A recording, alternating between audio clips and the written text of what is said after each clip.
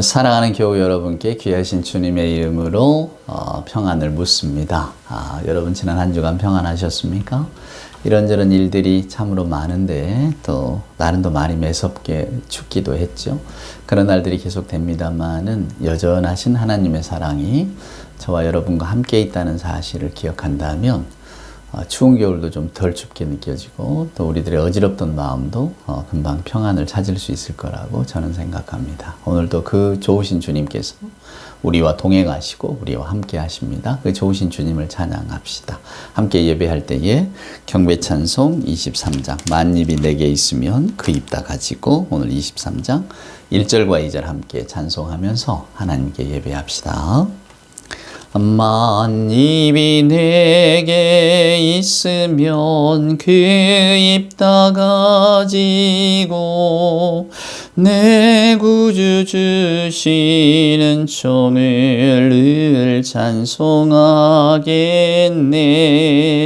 내 은혜로우신 하나님 날 도와주시고 그 크신 영광 널리 펴 알게 하소서.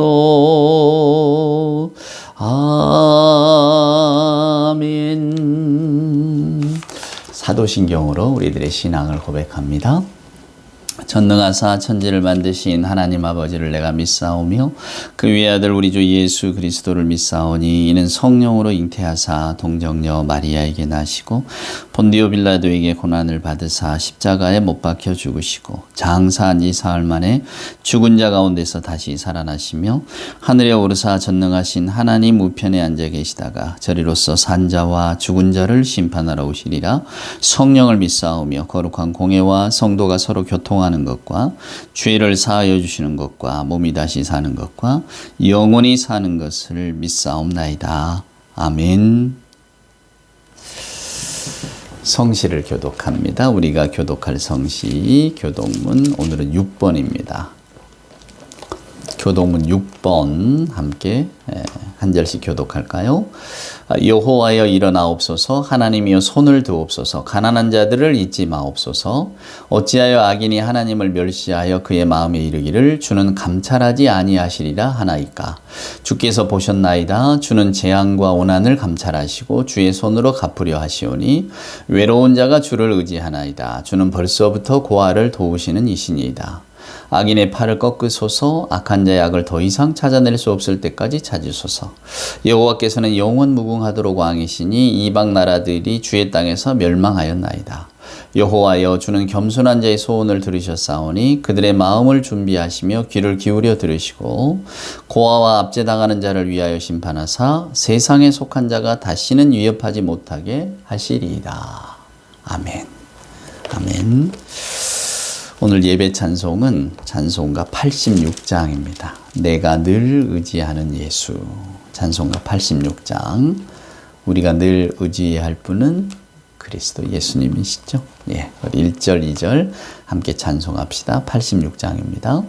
내가 늘 의지하는 예수 나의 상처 입은 심령을 불쌍하게 여기사 위로하여 주시니 미쁘신 나의 좋은 친구 내가 의지하는 예수 나의 사모하는 친구 나의 기도 들으사 응답하여 주시니 미쁘신 나의 좋은 친구 주의 손 의지하고 살 때 나를 해할 자가 없도다.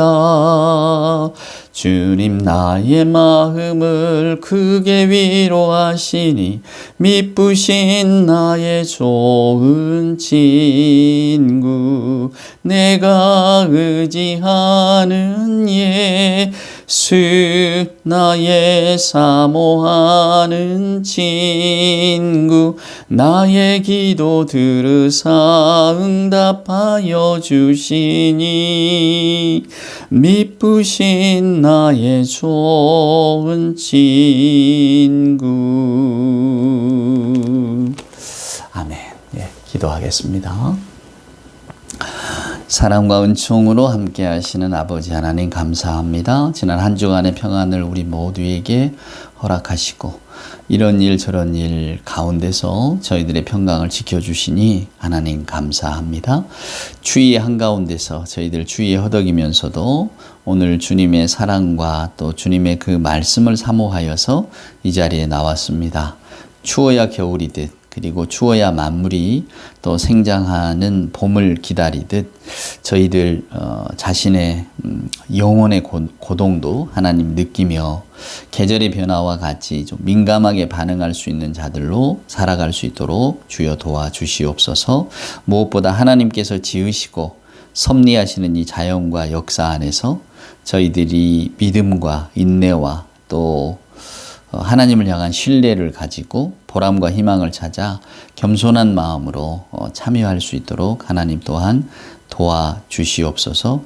이러저런 사고가 참 많이 일어납니다. 여객기들이 서로 부딪히거나 혹은 폭발 사고가 나서 수많은 생명이 잃고 또 여전히 전쟁의 소문도 무성하고 정말로 저희들이 예기치 않은 일들이 사방돼서 일어나고 또 저희들 개인의 인생에 닥쳐오면서 그런 어려움들을 겪을 때 저희들 어쩔 줄을 몰라 합니다. 하오나 하나님 그 가운데서 저희들 믿음을 잃지 않도록 하나님 도와주시고 무엇보다도 평안한 삶을 원하는 평강을 원하고 평화를 기원하는 저희들의 가장 기본적인 바람들이 하나님의 돌보심 아래 잘 이루어질 수 있도록 많은 사람들이 평강과 평화를 누릴 수 있도록 주의 은혜가 함께하여 주옵기를 그저 간절히 간구합니다. 저희들은 연약합니다. 하나님의 귀하신 말씀을 알면서도 때로는 이 말씀을 가지고도 서로 다투고 싸우고 미워하고 원망하기도 합니다. 연약함을 아시오니 주의 성령께서 늘 그 자리에 찾아오셔서 파국으로 가지 않도록 붙들어 주시고 상한 마음도 달래주시고 때로는 속상하며 잠 못 이루는 마음들도 하나님께서 잘 다독여 주셔서 저희들이 하나님을 믿고 사는 사람임을 오늘 부른 찬송가처럼 늘 예수 그리스도를 의지하며 살아가는 사람인 것을 항상 기억하며 하나님 이 삶을 잘 살아갈 수 있도록 주여 도와 주시옵소서. 슬픔을 당한 사람들의 마음도 주의 성령으로 이루하시고 무엇보다 우리 예수 믿는 사람들은 하나님의 나라를 희구하며 주의 영원한 생명 소망을 간직한 자들이라는 사실을 항상 기억하며 살아갈 때에 세상의 작은 일에 낙담하고 실망하고 슬퍼하기보다 오히려 하나님이 이루실 큰 일, 우리 구주 예수 그리스도를 통해 보여주신 세상의 소망을 보면서 희망을 찾게 하시고 평강을 얻게 하여 주시옵소서.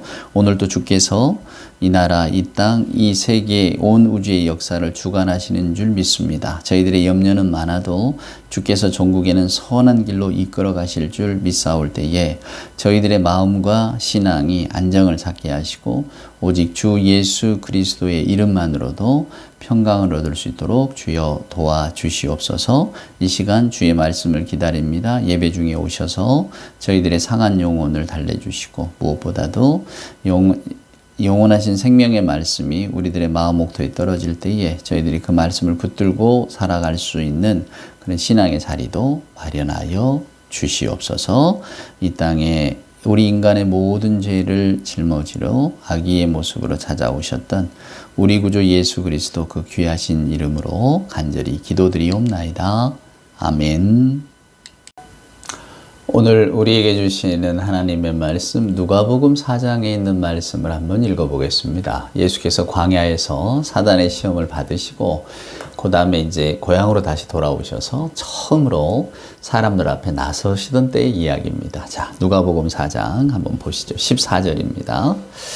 예수께서 성령의 능력으로 갈릴리에 돌아가시니 그 소문이 사방에 퍼졌고 친히 그 여러 회당에서 가르치시사 무사람에게 칭송을 받으시더라.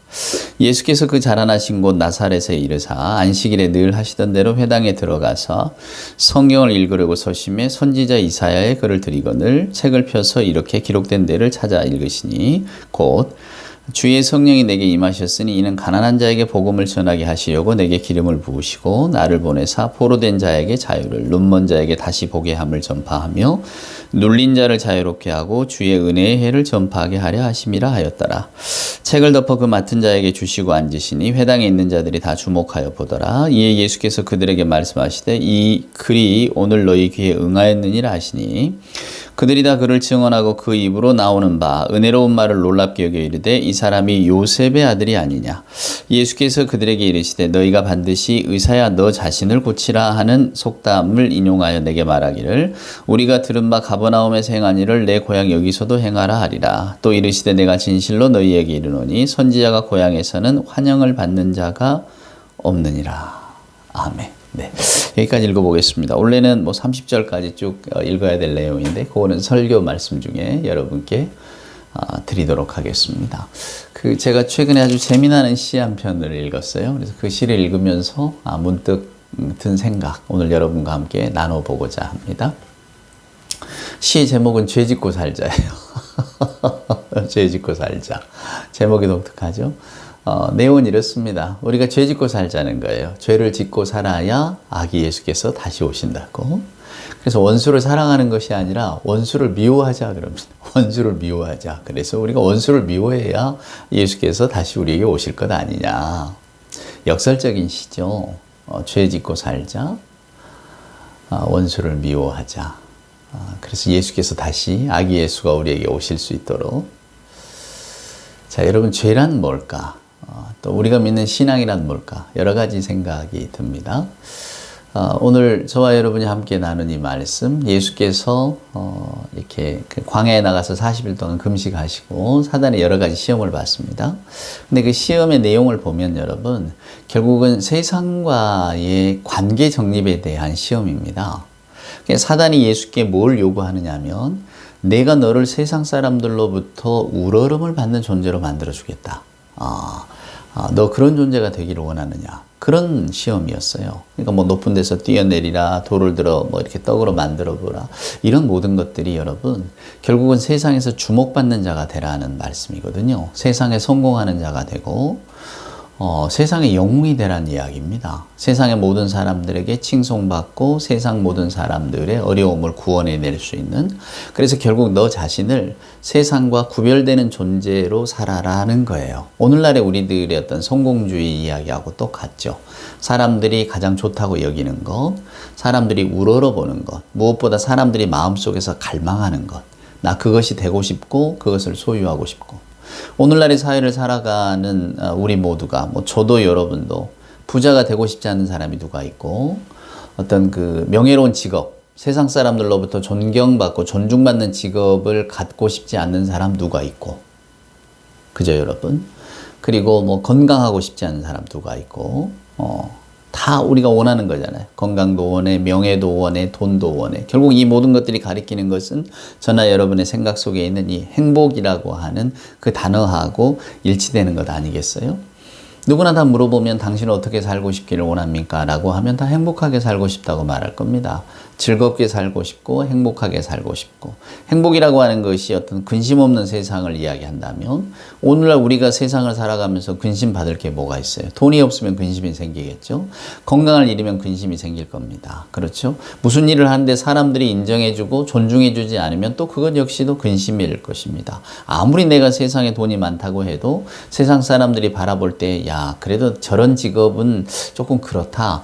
내가 내 자식에게, 나는 할 수 있지만 내 자식에게 저걸 좀 하라고 하기는 좀 그렇다 라고 하는 직업들, 그런 직업들을 종사하거나 아니면 하고 싶은 사람이 여러분 누가 있겠습니까? 우리가 그저 먹고 사는 문제의 엄중함과 진중함을 알기 때문에 이런 일 저런 일도 합니다만은, 그럼에도 불구하고 우리 마음속에 그것이 그러면 좋게 느껴지느냐? 그건 아니잖아요. 우리가 누구나 다 고백하고 바라고 또 원하듯이 선망하는 직업이 따로 있고 또 선망하는 삶의 모습이 따로 있단 말입니다.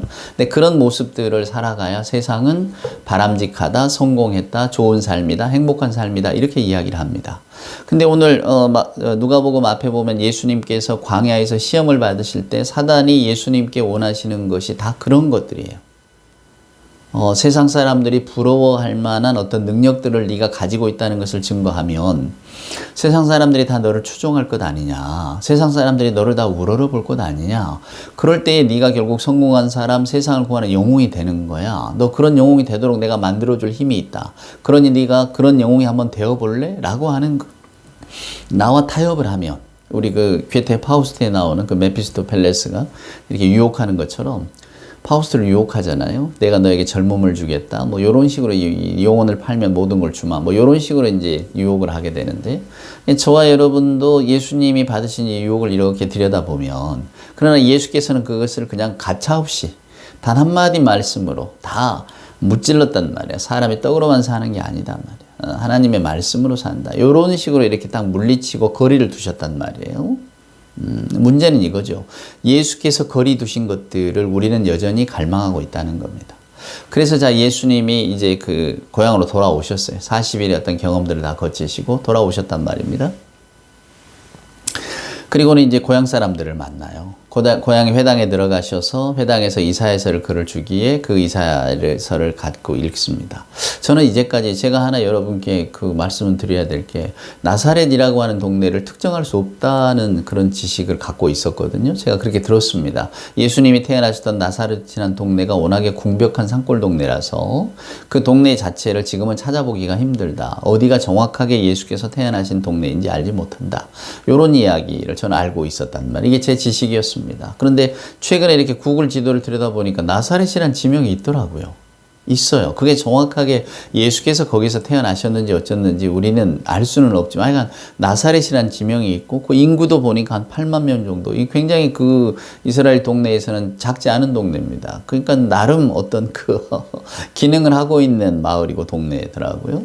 근데 그 마을 나사렛. 하지만 예수님 당시에는 아주 궁벽한 곳이었죠. 그러니까 사람들이 다 나사렛에서 무슨 선한 것이 날 수 있느냐 이렇게 이야기할 정도로 무시하고 그저 아무도 주목하지 않는 조그마한 동네였단 말입니다.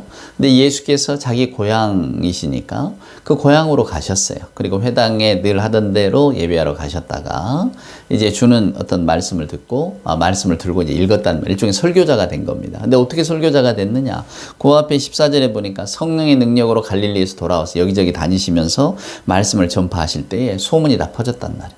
여러 회당에서도 가르치시고 또 사람들이 야 놀랍다 이렇게 이야기했단 말이에요. 그런데 이제 예수께서 고향 땅에 오셔서 고향의 회당에서 이야기를 하십니다. 그랬더니 그 말씀을 듣는 사람들의 반응이 딱 두 가지였어요. 하나는 뭐냐면 은혜롭다.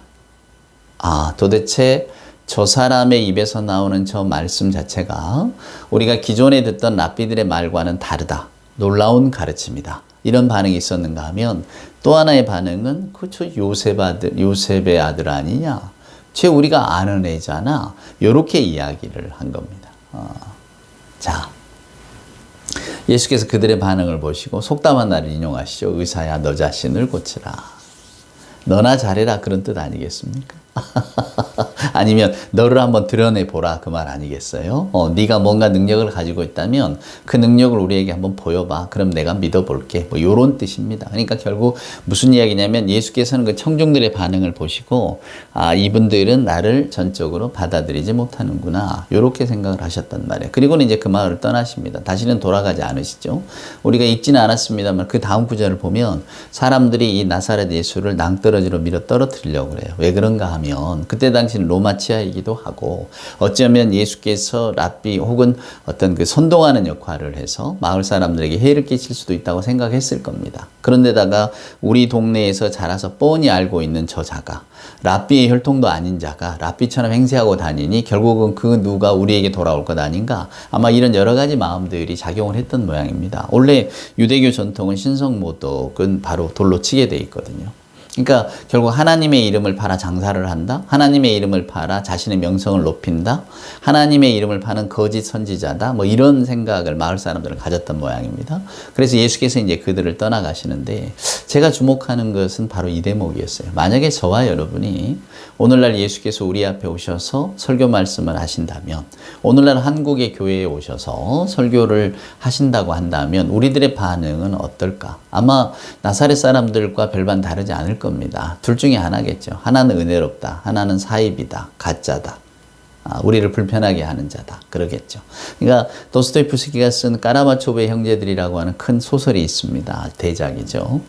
근데 거기에 보면 그런 이야기가 나와요. 예수께서 오셨는데, 그 가상으로 오셨는데, 그때 당시 러시아의 사제들이 전부 다 예수를 다시 십자가에 못 박을 거라고. 그게 무슨 이야기냐면, 아직 당신의 때가 아니라고. 다시 하늘로 돌아가라고. 이따가 한참 세월이 지난 다음에 오라고. 지금은 우리가 이렇게 사는 도록 내버려 두라고. 지금은 당신의 때가 아니라고. 이러면서 다시 그냥 예수를 십자가에 못 박는다. 이런 이야기가 나오거든요. 그러니까 과연 우리는 어떨까요? 오늘 대한민국의 교회에 예수께서 오신다면 우리는 은혜롭다고 받아들일까요? 아니면 아직 당신의 때가 아니라고, 빨리 다시 돌아가라고, 십자가에 못 박는 사람들, 낭떠러지로 이렇게 밀어 떨어뜨리려고 하는 사람들일까요? 아마 많은 분들은 두 번째 후자에 서지 않을까라는 생각이 들어집니다. 그 많은 분들 속에 우리가 속할까요? 안 속할까요? 저는 대부분의 우리가 속할 거라고 생각합니다. 왜 그런가 하면 저와 여러분은 예수님께서 광야에서 받으셨던 그 시험 가운데 여전히 들어있기 때문입니다. 우리 눈에 좋아 보이고 우리가 바라고 원하는 행복이라고 하는 그 삶의 부분에 너무 많이 매여 있기 때문에, 이게 하이데거식으로 표현하면 일상의 과잉 속에 우리가 들어있기 때문에 그냥 그 삶을 포기하기가 싫은 거죠. 그리고 여전히 그 삶을 살고 싶고, 예수님이 오신 삶을 상상해 보면 잘 상상이 안 될 겁니다. 예수님이 말씀하시는 삶을 우리가 이렇게 들여다보면 이게 정말로 우리들의 삶이 될까라고 하는 부분에 있어서 우리가 흔쾌하게 받아들이기가 어려운 삶일 것입니다. 그러니까 우리가 바라고 원하고 좋다고 생각하는 삶의 모습과는 어쩌면 정반대의 것일지도 모르기 때문입니다. 요즘 세계가 시끌시끌합니다. 미국부터 시작해서 우리나라도 시끌시끌하죠. 그렇습니다. 각각 진영 논리가 있고 사람들이 판단하는 옳고 그름의 논리가 있습니다. 이것은 세상의 논리입니다. 저에게도 여러분에게도 각자의 옳음이 있습니다. 각자의 판단이 있고 그것은 그 판단대로 하시면 될 뿐이에요. 근데 중요한 건 이겁니다. 교회 안까지 이걸 끌어들여 오려는 분들이 있습니다. 그리고 교회의 이름으로 또 이렇게 막 광장에 나가서 떠드는 분들도 있죠. 저는 그것은 신앙의 본질과는 다 어긋나는 것이라고 생각합니다. 저나 여러분이 밖에서 어떤 모습을 가지고 살고 우리의 마음속에 어떤 것을 요구하든지 간에 성경 말씀이 가르치는 바는 분명합니다. 그건 뭐냐면 하나님의 때는 오고 있다는 겁니다. 예수 그리스도께서는 오고 계신다는 거예요. 이게 우리들의 신앙 아닙니까? 원래 기독교 신앙이라는 게 종말론적 메시아 공동체가 우리 신앙 아닙니까? 그러니까 예수가 오신다는 거예요. Jesus is coming. 예수께서 지금 오고 계셔요. 오고 계십니다, 지금. 우리가 못 느낄 뿐이지. 근데 예수께서 오시면 이 세상이 어떻게 될까? 아마 저나 여러분이 바라는 세상, 우리가 그리는 세상과는 전혀 질적으로도 상상적으로도 다른 세상이 되어질 것입니다. 성경은 그 시절을, 그 시기를 항상 마음에 두고 살아가라고 말합니다. 오죽하면 바울이 호스메 사상이라고, 결혼한 사람은 마치 결혼하지 않는 사람처럼 사십시오, 이렇게 이야기를 했겠습니까? 그건 뭐냐면 우리가 지금 발딛고 있는, 내가 가지고 있는 어떤 사회적인 모든 조건들, 현상들, 이런 것이 마치 없는 사람처럼, 그것과는 무관한 사람처럼 살라는 이야기입니다. 그럴 때에 저나 여러분이 하나님의 세계를 손쉽게 받아들일 수가 있다고. 그러니까 오늘 이 주신 이 말씀을 보면 그 예수님이 회당에서 무슨 말씀을 하셨을까 저희들이 다 궁금합니다. 근데 오늘 본문이 전하는 바는 뭐라고 이야기하느냐면, 주의 성령이 내게 임하셨으니 가난한 자에게 복음을 전하게 하시려고 기름을 부으셨다. 포로된 자에게는 자유를, 눈먼 자에게는 다시 보게 함을, 눌린 자는 자유롭게 하고 주의 은혜의 해를 전파하게 하려 합니다. 주의 은혜의 해가 방점이 들어가 있습니다. 주의 은혜의 해는 모든 묶여있는 데서부터 풀려나는 겁니다. 그러니까 몸에 장애가 있는 분들은 장애에 묶여있잖아요. 풀려나고, 가난한 자들은 물질에 묶여있잖아요. 풀려나고, 다 풀려나는 겁니다. 옥에 갇힌 자들은, 자유가 없는 자들도 풀려나고. 결국 그 말은 무엇이겠습니까? 세상의 모든 염려나 세상의 어떤 그 세상사의 관점에 묶여있는 우리들도 풀려나는 겁니다. 전혀 다른 세상이 주의 은혜에 펼쳐지는 거예요. 근데 과연 우리는 그것을 받아들일 만한 마음의 자세, 신앙의 연륜이 있는 것일까요? 여러분 파브르 아시죠? 파브르 곤충기. 파브르가 곤충기만 쓴 게 아니라 식물기도 썼다는 사실 아십니까? 파브르 곤충기, 파브르 식물기 유명합니다. 어린아이들은 모두가 다 그런 책들을 읽고 살아가죠. 저희 아이도 가장 좋아하는 그 유튜브 프로그램 중에 하나가 정부르르라고 하는 그 유튜브 프로그램인데, 그 정부르라고 하는 게 부르가 뒤에 파브르, 우리나라 아마 유튜버가 정시성을 가졌겠죠. 그이가 계속 그 곤충들을 이렇게, 심지어는 막 동남아시아까지 가서 곤충들을 채집하고 그 생태를 이야기하더라고요. 아주 유익해요. 보고 있으면. 산속에 가서 뭐 가재를 잡기도 하고, 계곡물에서. 그러면서 아이들의 호기심을 자극하는데, 거기 나오는 그 정부르, 그 파브르입니다. 파브르. 근데 그 파브르는 실제로는 집이 너무 가난하고 형편이 안 좋아서 거의 뭐 동네 밖을 벗어나 본 적이 없대요. 그럼 그가 어떻게 식물기나 곤충기를 쓸 수 있었을까? 그 집안 마당, 조그마한 한 평, 두 평 되는 그 마당에서 자라는 식물을 보고 식물기를 썼다는 겁니다. 중요한 것은 그 파브르의 이야기가 우리에게 던져주는 것은 많이 보고 멀리 봐야, 멀리 가고 많은 걸 경험해야 인생을 풍요롭게 사는 게 아니라 작은 것이라도 뚫어지게 관찰하고 그냥 이렇게 자세히 들여다볼 때 우리는 더 많은 것을 알 수 있다는 것을 들려주는 거죠. 아주 놀라운 통찰입니다. 저는 아까 서두에 죄 짓고 살아야 예수께서 오신다는 시를 소개를 해드렸습니다.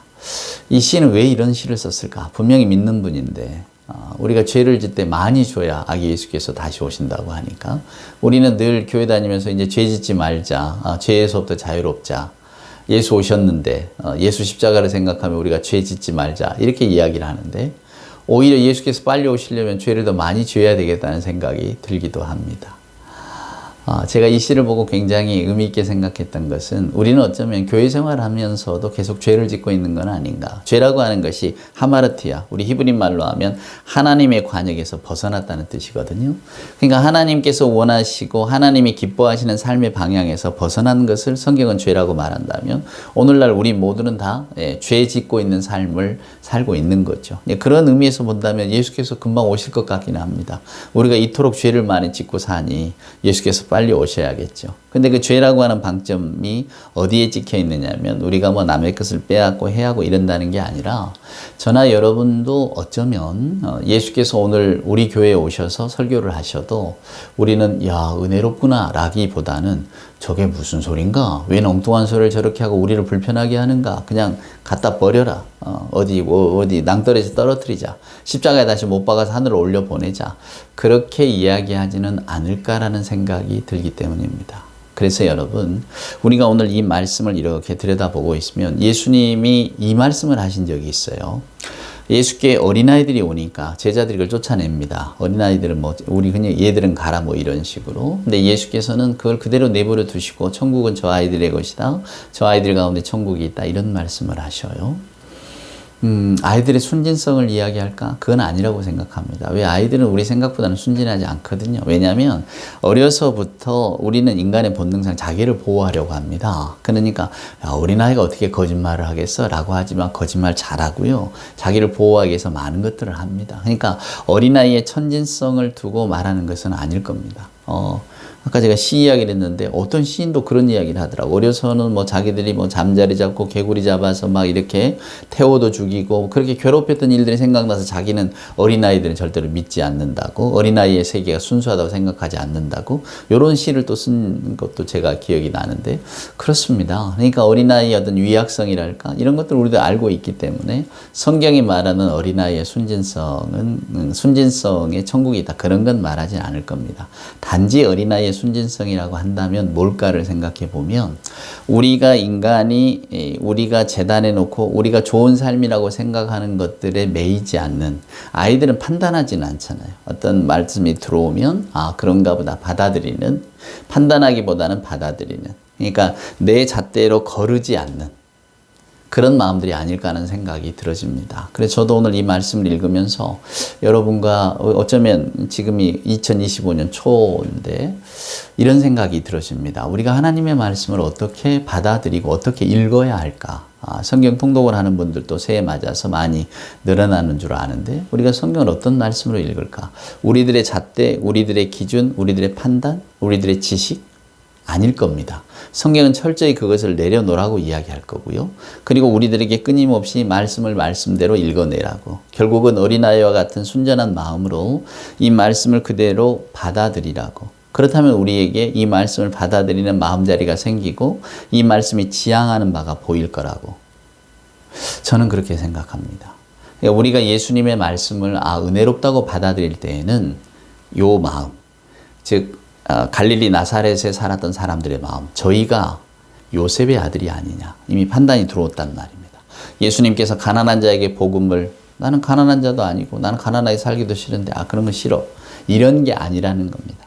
왜 예수님께서 그런 말씀을 하셨는가를 우리가 처한 사회적인 형편, 환경, 내 소망, 내 욕구 이런 것들을 가지고 성경 말씀을 볼 게 아니라 말씀을 그대로 하나님의 말씀은 나에게 판단하라고 주어지는 말씀도 아니고 네가 이것이 옳으니까 죽도록 이 말씀을 붙들고 그냥 살아라 이 말씀도 아니라고 저는 생각합니다.